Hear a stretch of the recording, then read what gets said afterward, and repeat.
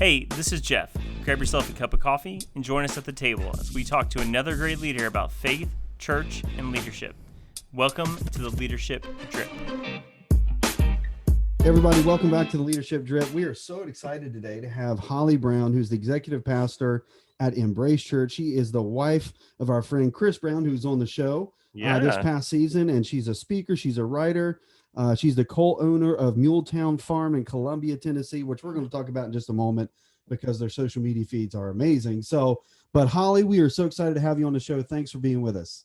Oh my gosh. Thank you guys for having me. I'm super excited to be here with you. I have to make a confession. Okay. So we just started. Yes. So in episode 36, we interviewed Adam Weber, right? Yes. You had the contention with Adam over the Steelers and the Bengals. Adam and I almost got in a fist fight online. Yeah, it was hard to get over the Zoom. Bengals and Steelers. Yeah, fist fight on Zoom. He's the executive pastor at Adam's church. And I did not know that when we talked to Adam. And we talked to Adam on a Thursday, and Chris and Holly visited campus on Saturday. That's right. And I had no clue. I was like, oh, yeah. So I'm making my confession that, Adam, I didn't know you'd had Holly Brown on your staff. Yeah, and also Adam and I didn't get in. Yeah, that's true. It was very civil. Very civil. Yeah. That's awesome. Adam's wonderful. How are things on the farm? They're good. They're going really, really well. We love it here, and we're just constantly, it's a 200-year-old property. So if you think about that, how are things going? That means nothing currently right now, is breaking or falling down on us. But we're getting to the point where I think we've replaced everything. So hopefully we're good to go for a few more years. Such is the farm life. Growing up on a farm, I get that. Now, did you grow up on a farm? Not at all. Experience? No, not at all. And neither did Chris. And we're not really farmers. We call ourselves urban farmers. We do Airbnbs and we have animals so that when people look at the farm, they think it's a farm.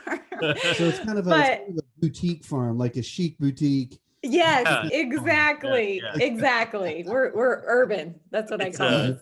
So I'm making all kinds of confessions today. Maybe I just need to go to church more often. But, I think you need to. So my favorite band's Need to Breathe. And so Seth Bolt, who plays guitar, they have the Bolt tree houses. Have you seen these? No. So they have these boutique tree houses you can go stay in. They're super cool. So they've been killing it with that. They're out in the middle of nowhere, and it's a tree house, and it's got all this fancy stuff in it. They're wild. So I'm in. Wow. No, I'll have to look those up. So anyways, but what do you guys do with it's not a farm, it's kind of a boutique Airbnb. So what do you guys really do there though? Well, we live here. Well, yes. And we have 3 Airbnbs. So we have a 200-year-old cabin that people stay in. Then we have the guy who owned the property before us was actually a veterinarian. And so he had his clinic on the property. So we turned his clinic into another Airbnb. Cool. And then he actually had built a house for his children back in the 30s. And so we Airbnb the little 3-bedroom, 2-bath kind of ranch house. So we Airbnb all those. And then we live in a 200-year-old house that supposedly David Crockett has stayed in here before. So that's how old our house is. So it's definitely unique, no closet space, low ceilings, but we love it. Well, I say keep telling the story until it becomes a true story. So you just need to say David Crockett stayed here. That's in this right. bed, this exact bed right here, David Crockett. That's right. Forget the fact we bought it at World Market about 5 years ago. Safe. Oh man, hey. Maybe a lot of people don't know, but you are an executive pastor, which has all kinds of connotations and descriptions and, realities attached to it. But you actually serve in one of the most unique executive pastor roles that I've ever heard, because you don't actually live in the same place that the church is located. And so maybe kind of give us a little bit of background on, number one, how that came to pass. Number two, what sort of navigating that reality has been like for you? Oh, certainly. Yes. So I live in Nashville, and the church that I work at is in South Dakota, Sioux Falls. And so how that came about, honestly, about 4 years ago. So I've been doing this for 4 years, and it seems like, in the last year, maybe with COVID, people have become more and more open to this possibility. But I really credit just Adam and his creativity. But who Adam, the lead pastor, my boss. But so 4 years ago, I had just gone through something at the church that I was working at in Nashville. It was a large church as well that I was the executive pastor for. And I really was at a point where I was ready to give up on just honestly local church ministry and my calling in that sense. Was ready. I'm going home. I'm going to be a stay-at-home mom. I've got this. I'm doing it. And so that was my thought. That's what I wanted. And it's so crazy because now people ask me to come and talk about pioneering something that nobody else has been doing. And I'm like, I wasn't pioneering anything. I was surviving my calling. And I didn't know at the same time, often when we're surviving, God's actually pioneering something so new. And so about 3 months into just leaving my last place, Adam reached out and just said, hey, would you come out and just look at our staff, look at our campuses, tell me what you think about them. So I did that, spent a weekend out there with the team, just kind of pouring into them and just offering some just thoughts. And later that week he called me and he's like, hey, I got the craziest idea. Would you be willing? And I'm like, absolutely not. I'm not doing that. Are you crazy? That'll never work.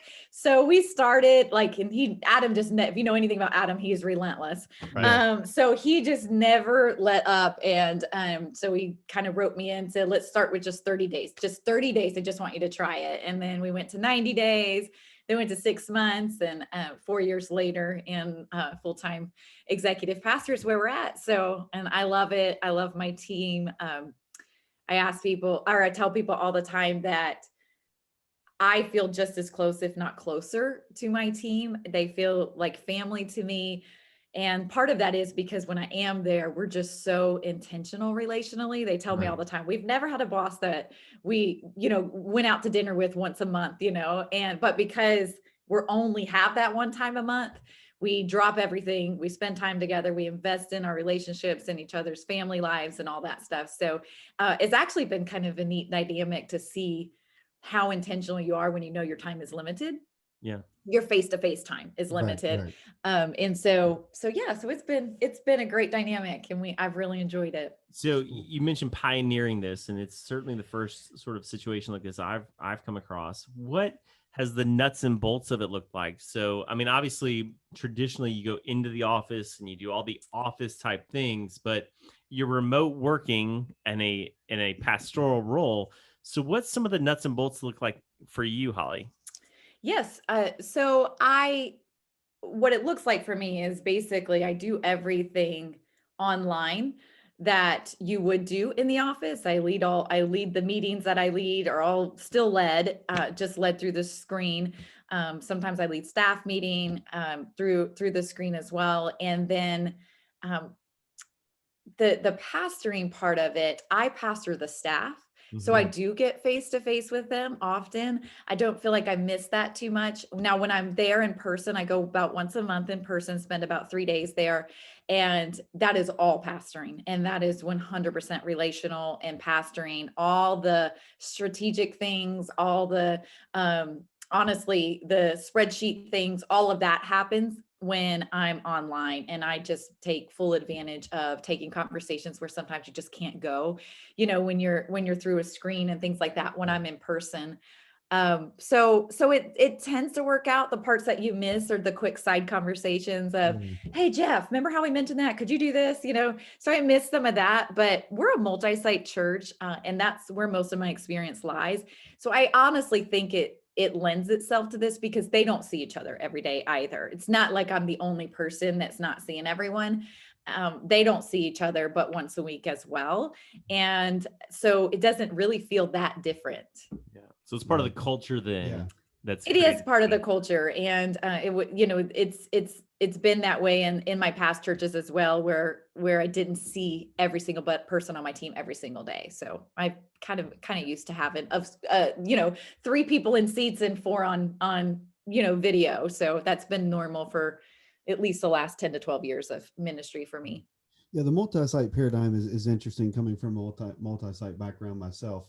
There are a lot of people outside of the multi-site realm who make assumptions about what it's like or how it functions or the way it operates.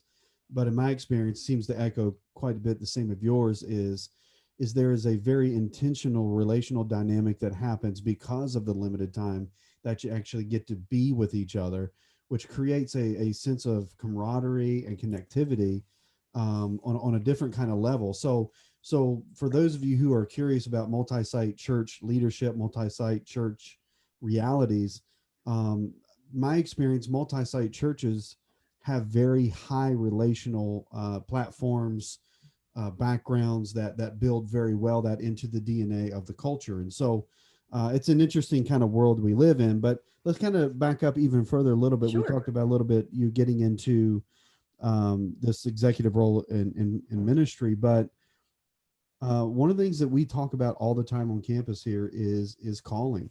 And a lot of students here in our current context are really struggling with this idea of vocation and calling in ministry. They have a heart for ministry, but it's in this entrepreneurial world, or it's in a business world, or it's in a medical world. And so for you, how having the skill set that you do, was it your intention to always go into the church, or did you have other plans before that? I mean, kind of give us some more background about how you worked that calling out in your life.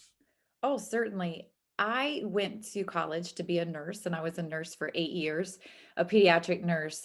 I loved ministry. I probably would have told you as a young girl, I grew up in a Christian home, so I probably would have told you, heck yes, I want to be a missionary. At the time, it was, for females, it was a missionary or play the piano, I guess. Like those were the only two options. So I would have chose missionary. And so that would have been the route I think I preferred. And everyone else probably would have. But I didn't, when I got to college and realized that at that time, this was in the late 90s, realized that there's not a lot of options for females in ministry at that time. And so it kind of just was a done deal unless you married a pastor. Like you're Right. either got to marry a pastor or you don't really have an avenue. And so I went into nursing. I'm very practical. It was logical. I had a father who died young, so I knew if I did get married, something happened to him, I could support my family. This is a logical decision. I like people. And so I did nursing for 8 years. And it actually wasn't until I started serving in a local church, Elevation Church. That's where my husband first started in ministry. And I started serving there.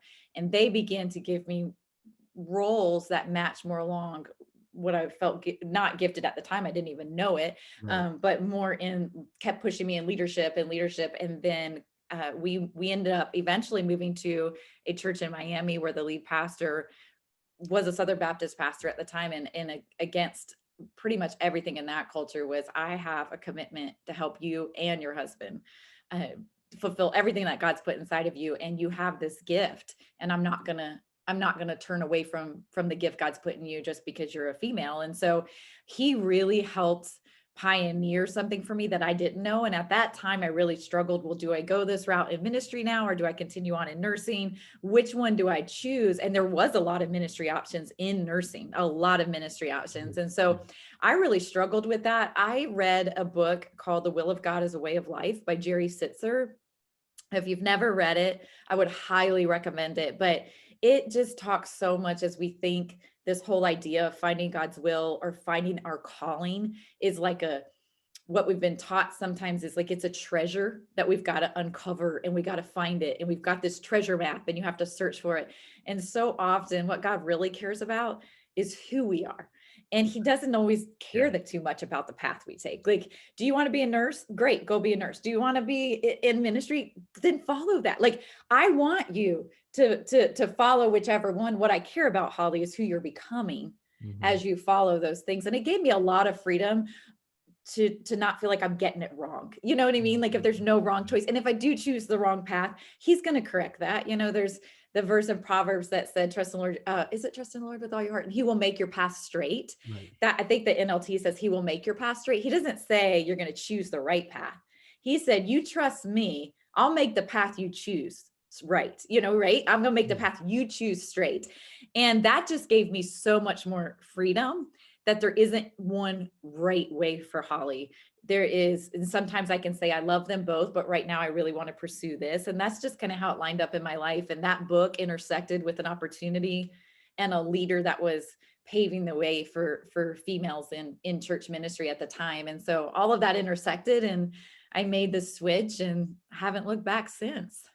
Yeah. We've, and I don't want to sound braggadocious or humble brag, but I feel like on the show we've tried to champion women in ministry. We've had lots of conversations with, and lots of varying conversations. I remember speaking with Alex Seeley, who comes from Australia, and she goes, it wasn't a big deal in Australia.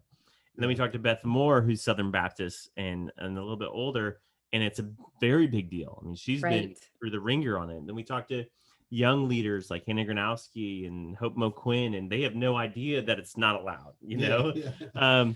So how have you navigated that for yourself? And what could you say maybe to, because in the late 90s, it was the same way here. You were going to be a missionary. If you were a female and you were studying Bible theology, or you studied children's ministry, or you were going to be a missionary, like the door was not open to pastoral ministry to Right. So to women, young women who are wrestling that calling for themselves, what encouragement could you give them? Yes, I would give them, I would just tell them that thank God that we are in a culture nowadays that it does seem to be changing a little bit. And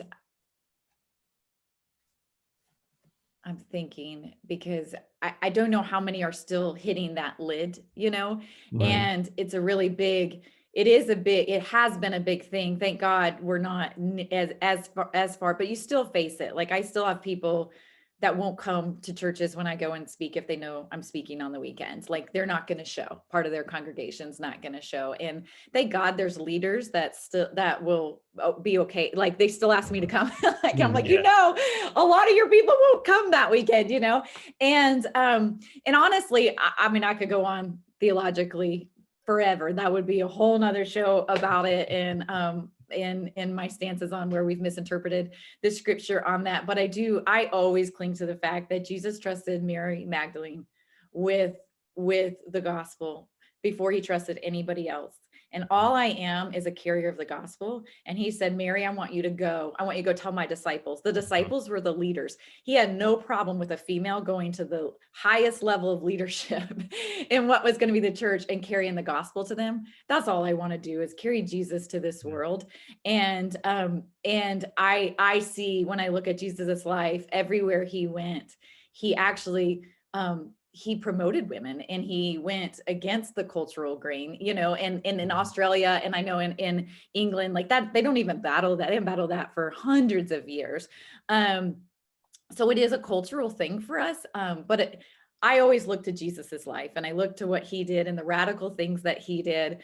And that was one of the things that just happened to be radical. I'm always still surprised it's kind of radical, you know, in some places, but that's okay. And that's what, you know, sometimes past traditions do. But I would just encourage women that if you have that calling or you have that burden, God will place you. He knows it. He knows what he's put in your heart, and he's going to place you with a leader or somebody, a founder or somebody who recognizes that. My dream is that one day we don't actually have to have, you know, 10 years ago, if you think about a lot of the really strong women in our present day, like Christian culture, Beth Moore, Christine Kane, although she's a little bit different because she was able to stay in leadership at her church, Joyce Meyer, they all actually had to go outside the covering of the local church in order to start a ministry. Lisa Turker, like, you know, and I'm not saying they all tried to start it inside their church.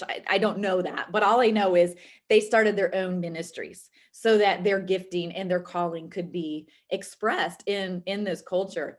I just want to see that happen in the local church. I want the local church to say, Beth Moore's our girl. We love her. We're going to let her go. You know, God has anointed her and we're going to let her go. We're going to let Joyce Meyer go. And so that's my dream. I believe we're becoming more and more open to that. But I would tell women who have that, God knows what he put inside of you, and he's going to make a way. He's going to make a way for that calling. Be faithful. Don't be bitter. Don't scream, you know. And sometimes that's the one thing that I do think we have to be really careful, because sometimes I'll hear women say, I didn't get the job because I'm a female. And it's like, no, you weren't good. That's why I didn't get the job.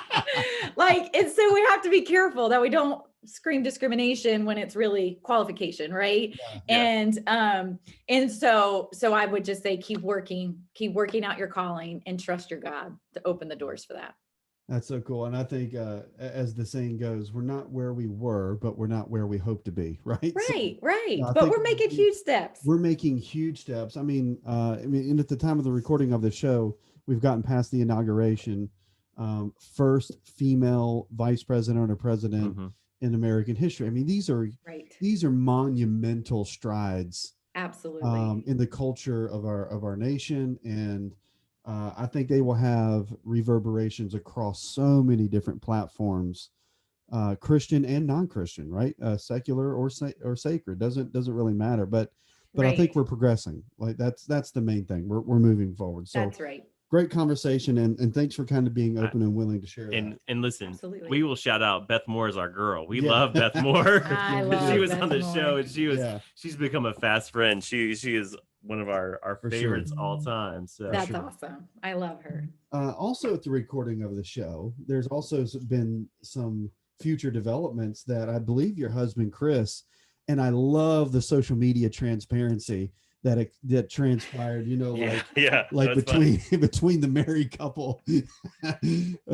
Chris let something out of the bag before husband and wife are in full agreement on the announcement, but we're past that now. All is forgiven.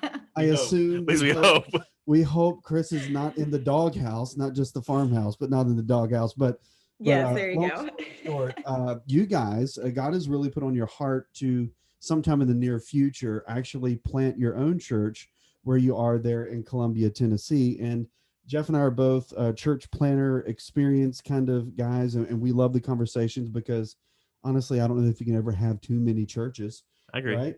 So kind of walk us through what that experience has been like for you, and what kind of has led to this moment for you and your husband Chris to kind of take this step of faith.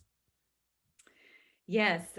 So we started to pray about this. I would say, well, we've been struggling honestly for about 7 or 8 years as to whether or not God was nudging us towards this step. And we've wrestled, and timing, just having us both in alignment at the same time, has just not been for the last 7, 8 years. It's something we've both been open to, but not fully 100% at the same time until this past fall. And we committed a couple months to serious prayer about this.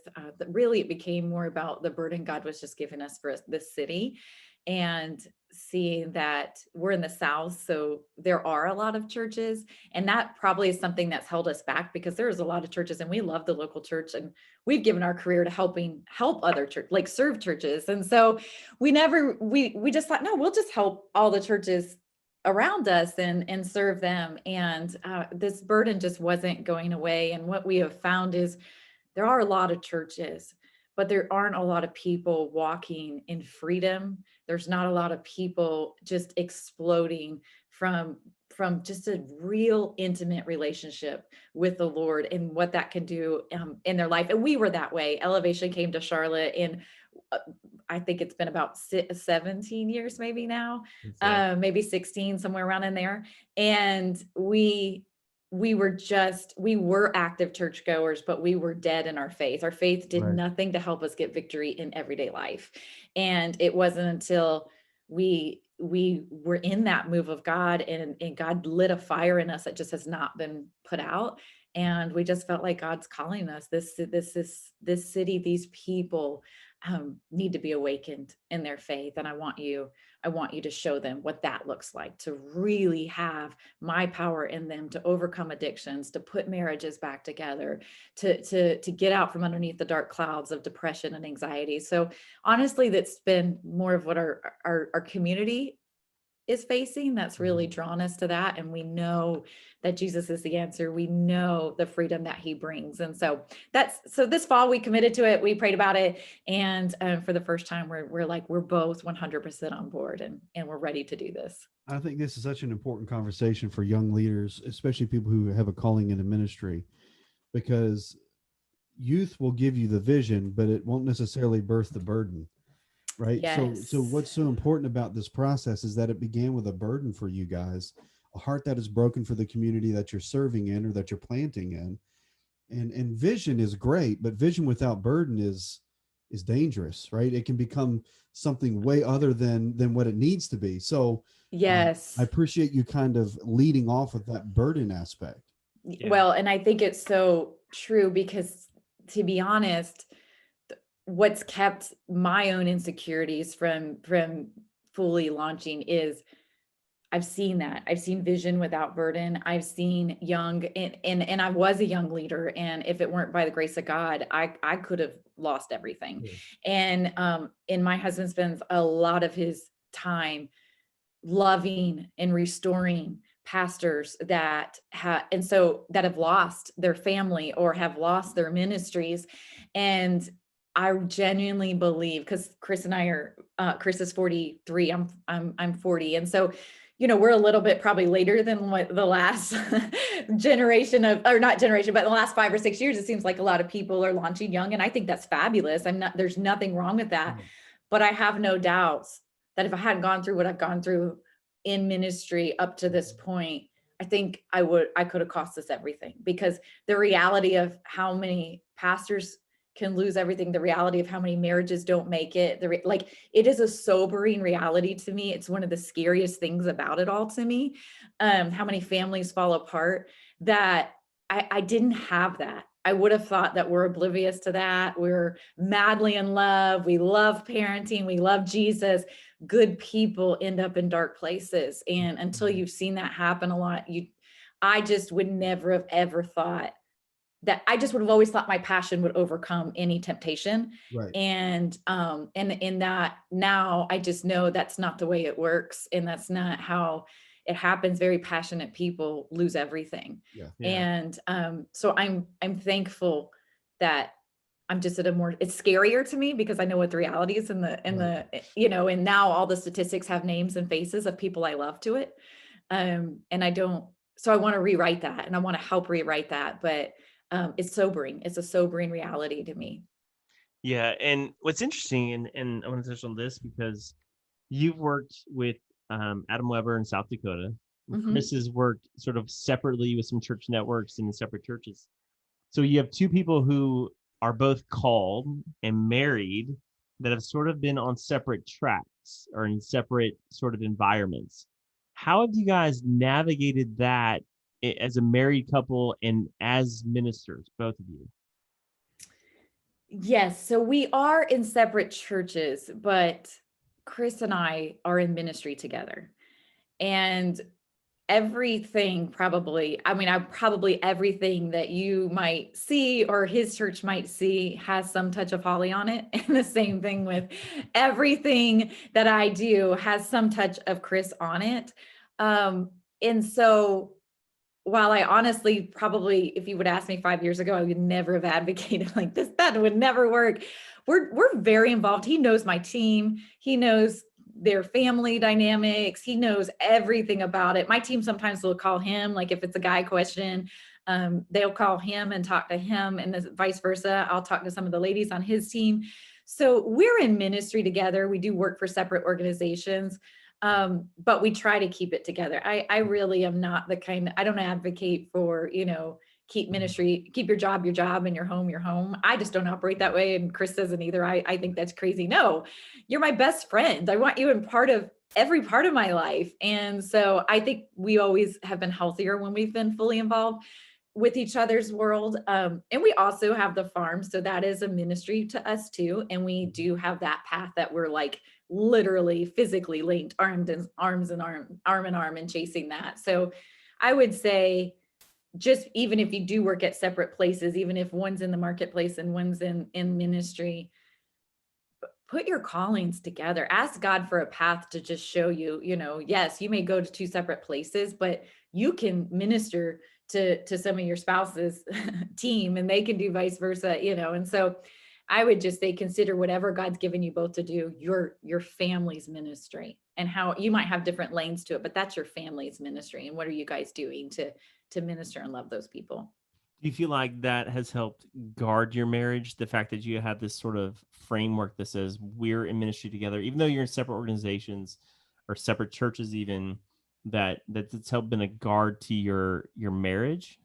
Yes, I think the time that Chris and I have been married for 21 years, the time that I would say that we probably felt the least guarded, maybe the most susceptible in our marriage was when we were completely separate. And both were high stress, high, fast paced, high stress jobs.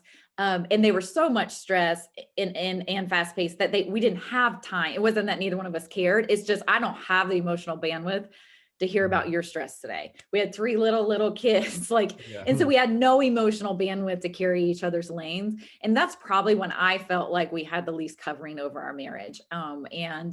And we actually went to a marriage conference one weekend and we did all these tests. And one of the things we found out is both of our personalities and the way we're wired, we have to chase something together to stay intimately connected. Like everything else, communication, physical intimacy, it all follows us being emotionally chasing something together. And that was eye-opening for us. And that's when we started to think about it that way. We might be in separate places, but we're in ministry together.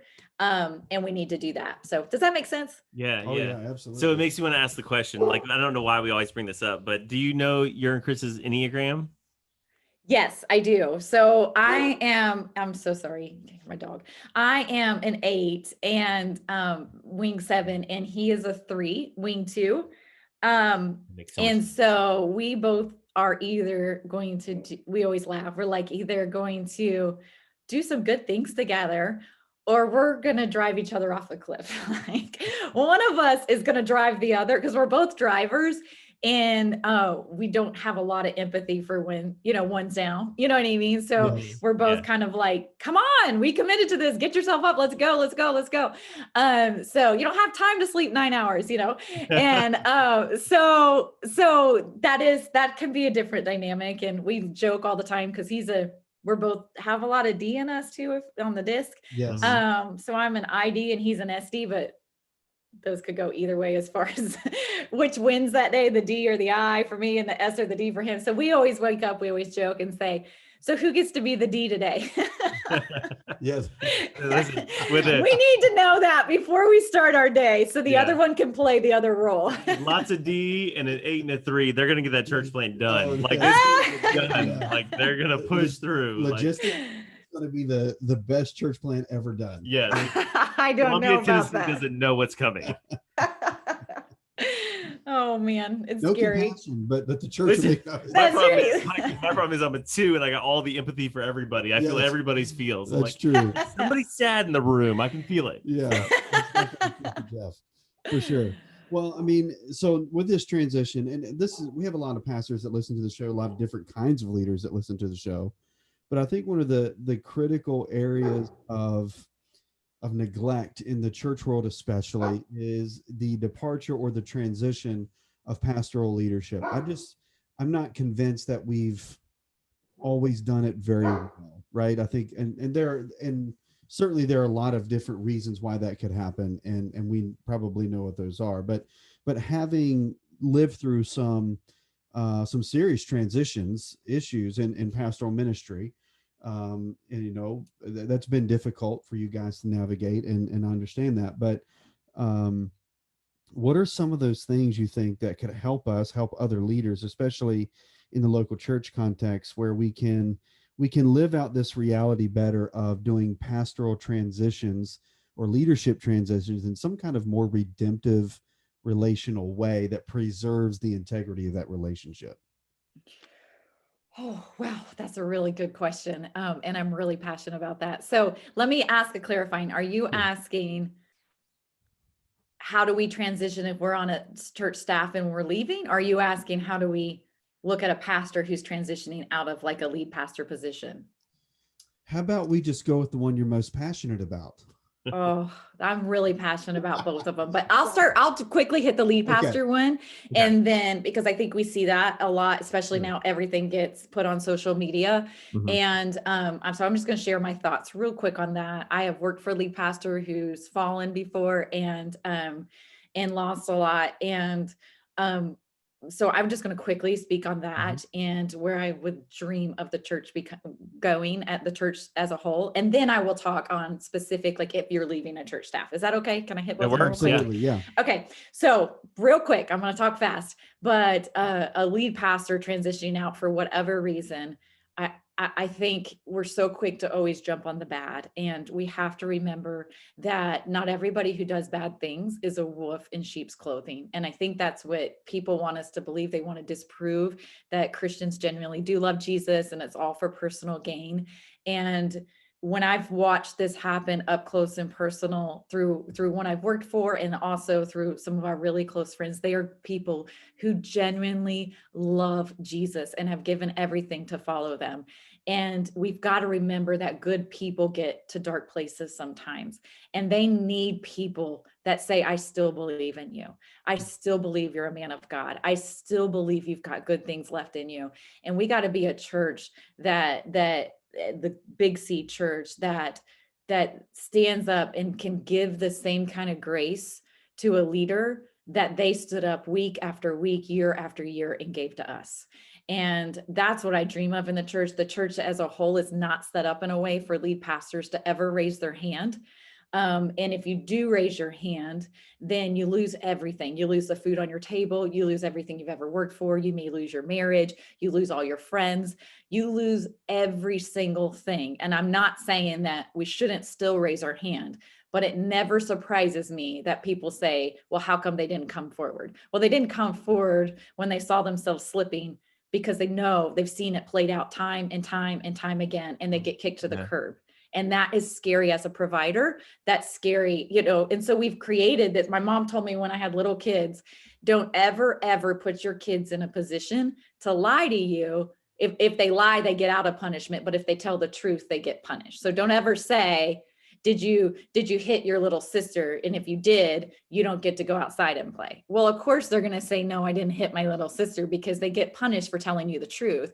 And we've created that, we've groomed this response, right? In our church, in the church. And so, and then when they come out and things have been building up, and they've been covering things, we want to say they're just a wolf and they've never were good people. And it's not true, but we've created a culture that lends itself very easily to the humanity of us lying or covering or and that kind of stuff. So my dream is that we do a much better job realizing that we're all messy. There's very few people you can go in the Bible and find their story and say, oh, if they were a lead pastor, that would have cost them everything. If they're a lead pastor, that would, like, most people don't make it through their entire, if you're going to be in it for the long haul, there will come a point in your life, no matter how godly you think you are, where you will be tempted to throw it all away.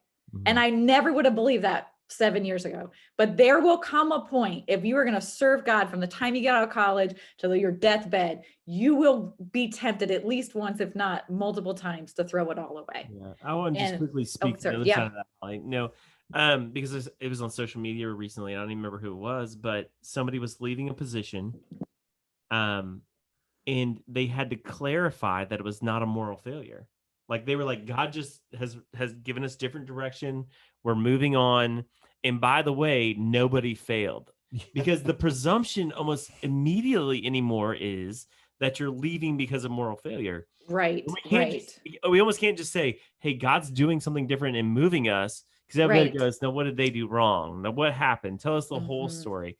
So on the other side, I wish the church would just go, hey, not everybody who's leaving a spot or leaving a position is a failure or had failure in their life. God may have just spoken and said it's time to move on.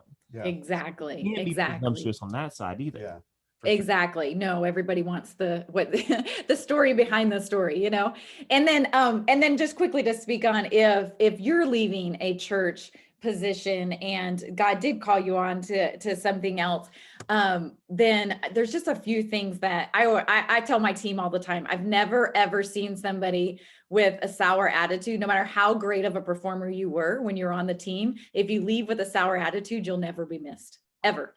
We never miss somebody that leaves with a sour attitude. And so I just think that that's a careful side of it. I also think God has trusted you with the privilege of seeing all the ins and outs and seeing the messiness. He thought that you could handle the messiness of the humans, doing the work of the Lord at that church. Handle it. be big enough to handle it. Don't go out, don't show and tell. I mean, the church is the bride of Christ. And this may be a little bold to say, but like, I don't tell all Chris's secrets to there's very intimate things about my husband that I protect because he's my husband and I love him. And I'm going to cover his gaps and I'm going to keep his biggest insecurities and vulnerabilities between he and I. There's some things about that we need to understand with the bride of Christ. Like you don't, God trusted you with all of that. And there are spots in that we've got to work on and clean it up, and learn from that. But don't show and tell. It's just not, it's immature.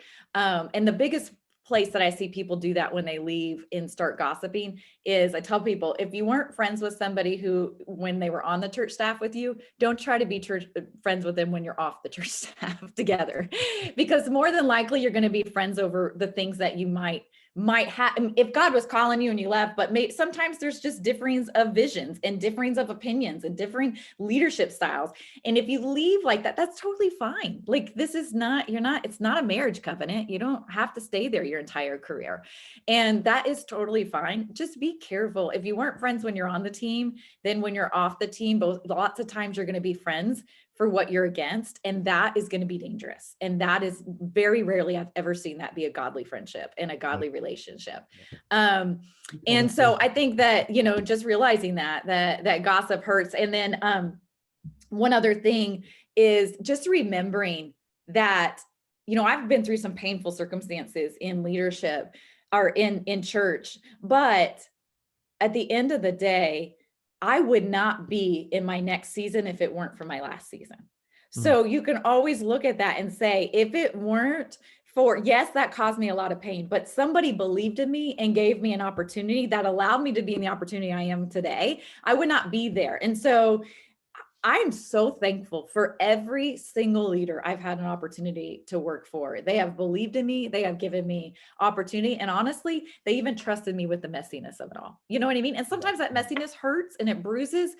But at the end of the day, it comes back to the local church. Do you love the local church? If you love the local church, you might walk with a limp, but you keep walking and you keep going and you keep serving the bride of Christ. Jesus didn't get out of this world without wounds, and most of us aren't either. He just didn't become embittered towards those wounds. Those were a reminder of his love, right? I love you so much. I died for you. I have wounds from the local church, but they remind me of how much I love the local church.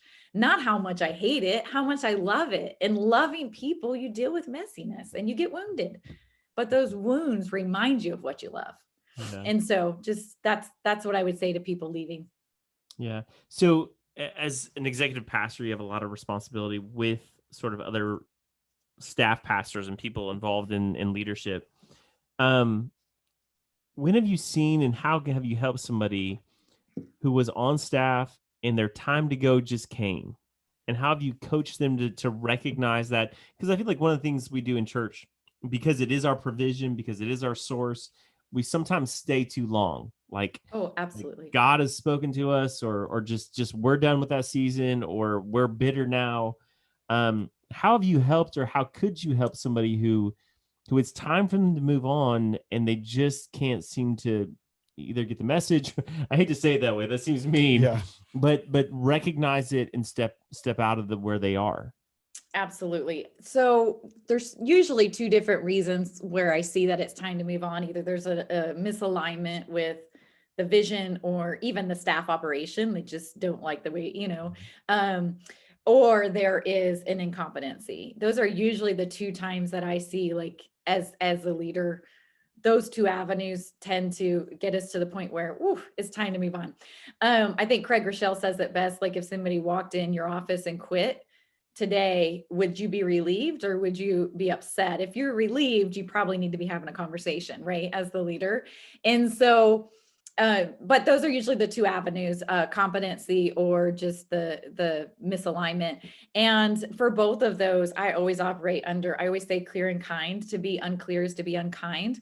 But to be clear is to be kind. And so I always want my communication to be kind. That's really important to me.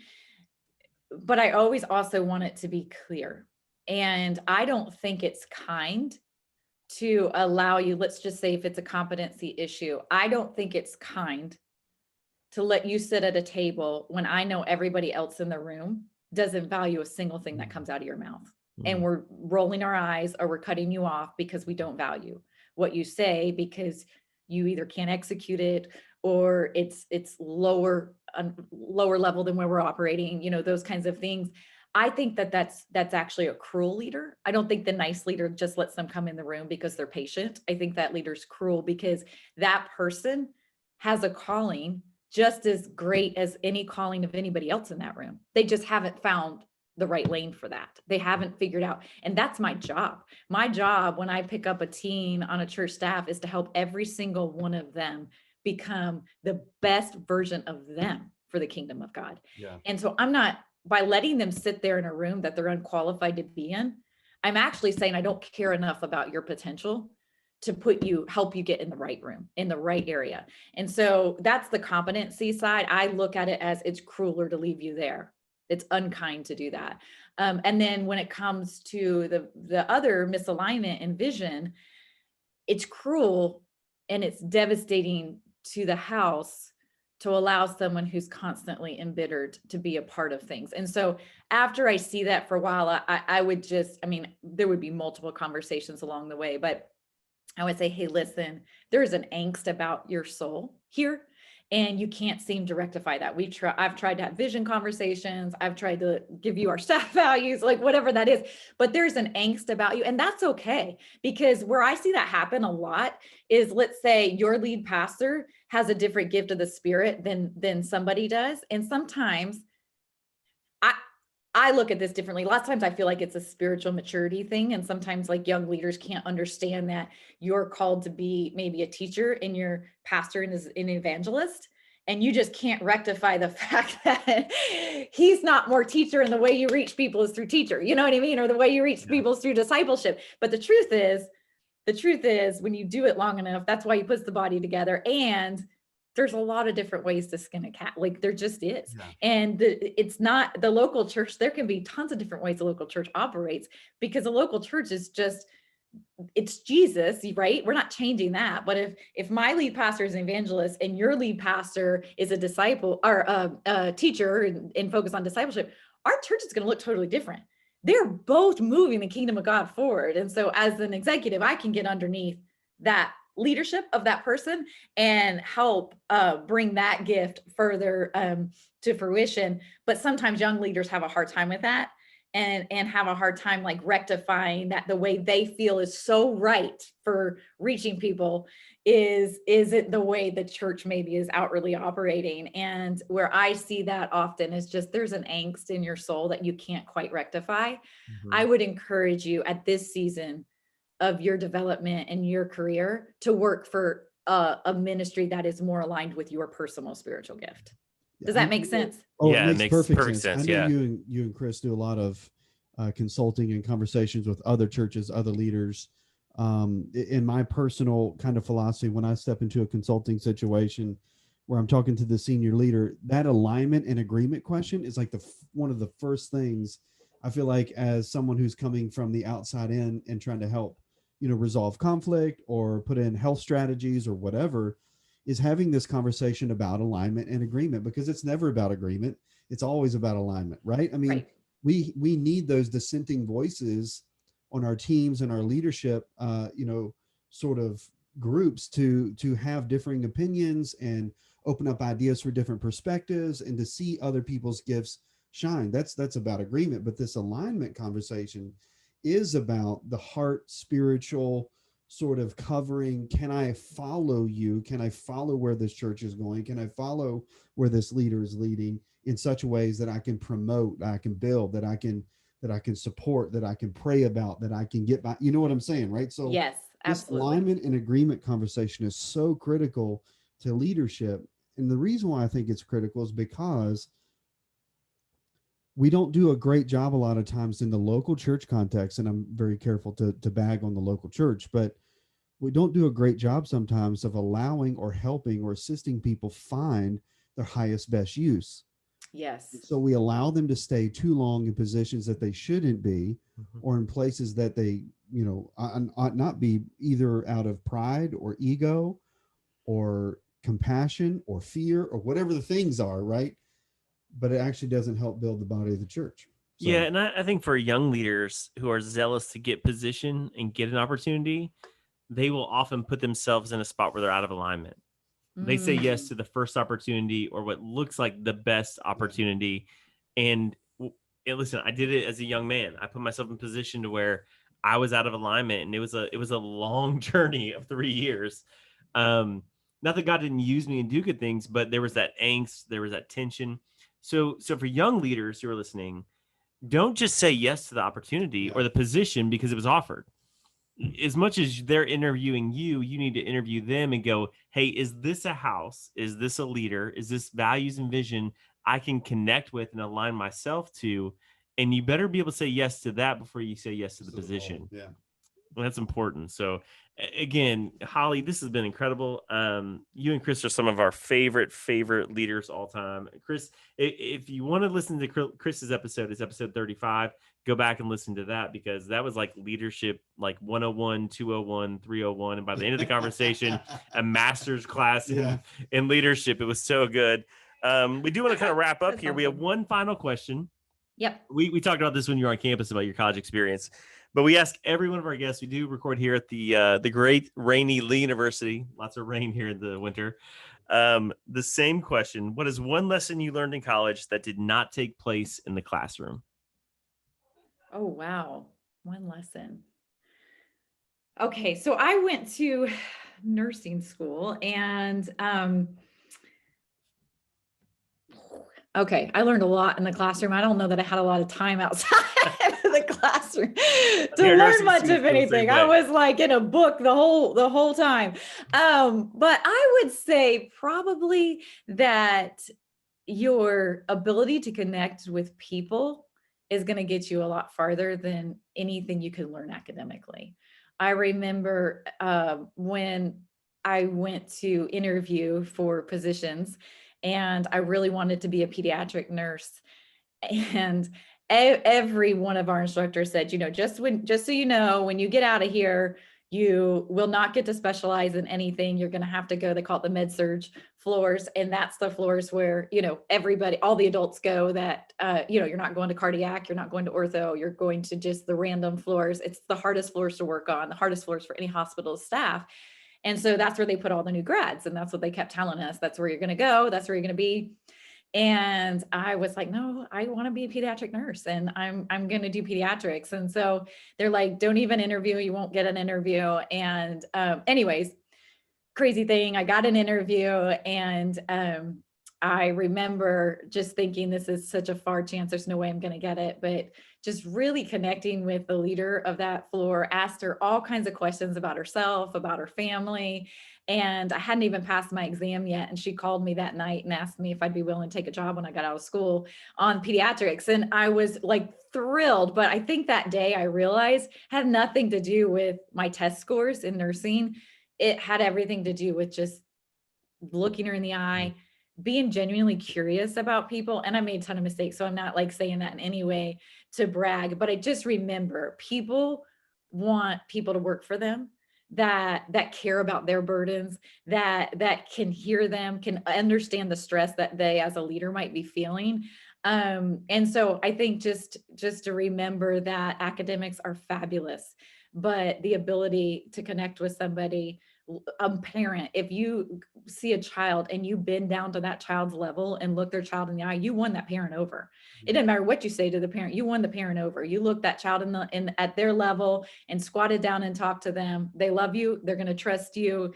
And social skills, I think, are just becoming a higher and higher value the more we go more and more to screens. So keep practicing those social skills, make the phone calls, even though texting is easier. Those type of things, I think, are just becoming a greater value for our culture. Absolutely. Holly, we've loved having you on the show, and we are so excited for you and for Chris and for what's coming up next. And Jeff and I are going to do our best to get out there and see you guys and visit with you at some point. Please. Yeah, at Muletown Farm. Make sure you follow at Muletown Farm, right? At Muletown Farm. Yep. Beautiful images right there. And when I come, if you need me to do some farm work. I'm a handy farm guy, so The haircut doesn't give that away, but he does have some skills. That's awesome. Yes, we will definitely take you up on that. You can teach us how to saddle our horses. Hey, I can do that. I know. Well, we blew it this spring and I fell off and broke my arm, but I blame it on Chris because he didn't know how to put the saddle on right. Well, we'll have to work on that. But you guys, That's right. God bless you and all the work that you're doing. And at Muletown Farms, can we follow and find you anywhere else? Yes, I'm on Twitter at hollybrown1 and Instagram at hollybrown11. Awesome. Hey, as we always like to say here on the show, you've got a seat at the table, Holly. Thanks for being on. Thank you so much for having me. I appreciate it, guys. Hey friends, thanks for listening to this episode of the Leadership Drip. We loved having you at the table for this conversation. Would you do us a favor and comment, rate, subscribe, and share on your social media? That way we can get this content to other great leaders. And stay connected with us on Instagram at The Leadership Drip and on Twitter at Leadership Drip. And remember, you have a seat at the table.